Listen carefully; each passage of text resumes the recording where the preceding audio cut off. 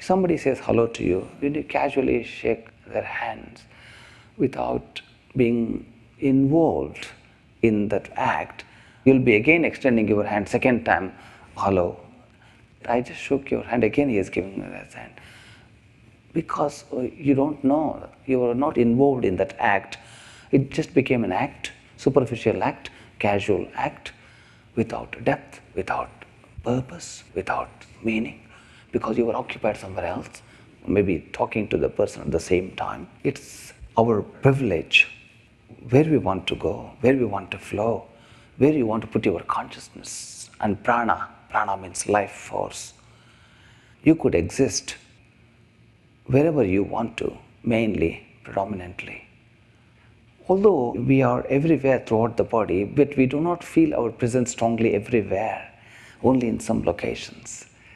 So we have lost the touch, the connection. So we should really, through touch, we should reconfirm. Yes, that's the reason. If you see a beautiful flower, a good object, you really feel like touching. Somebody shows you, yes, it's all here, right in front of you. You still say, no, can I just touch? Briefly, just gently. Yes, I know what it is. It's something interesting, mystical, isn't it? You can't explain that. When you touch, it gets registered.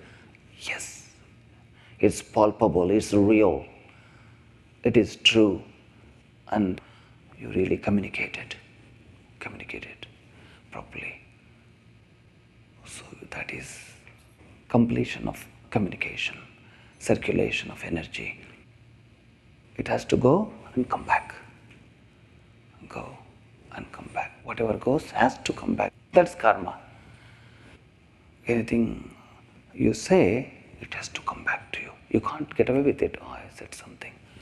That's your sound vibrations when you say good or bad, whatever it is, left to interpretations. And that sound energy will come back to you. That in itself is like a big first karmic effect.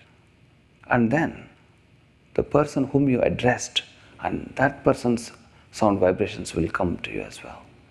And the thoughts also become reciprocated, reflected. Again, that's another addition. It's something always comes back.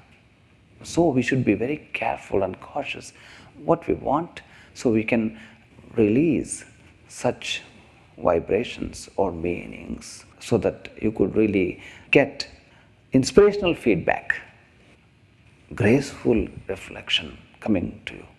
Thoughts you release will always come back, because it's your property, it's your thought.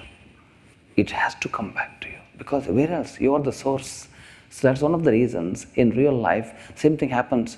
No matter where you go, you will always go back to the base. You always feel like going back to your origin, keeping in touch with your culture, going back to your home, talking to your old friends, because you want to go back. Then you feel comfortable, then you can come back outside. That's one of the reasons, symbolically, look at that. We breathe in and then we breathe out. Breathe in, go inside, again come outside, go inside to reconfirm. Go to the source, go to the base, go to the heart, go to the core. Then you become recharged, revived, and you come back. Such a magic. Deep inhalation, you feel refreshed in a matter of seconds. Incredible magic. How much time do we have to look at these things? We just take it for granted. It's happening on its own, the breathing. Why do we have to worry about it? It's nothing. I want to achieve major things. First, let's achieve this. Let's become conscious of our breath. Let us feel it deeply, what's happening here. The moment you become conscious of your breath, the breath becomes deeper. Isn't it incredible? And something filling in, like energy, not just oxygen, something more than that. It depends upon what you want. It's not just a breath. There's so much in that act. It's in your hands what you want. You want to draw in energy from plants, but through breath, of course. Draw in energy from the sun, yes, you can. But we have to project our consciousness, we have to focus our will.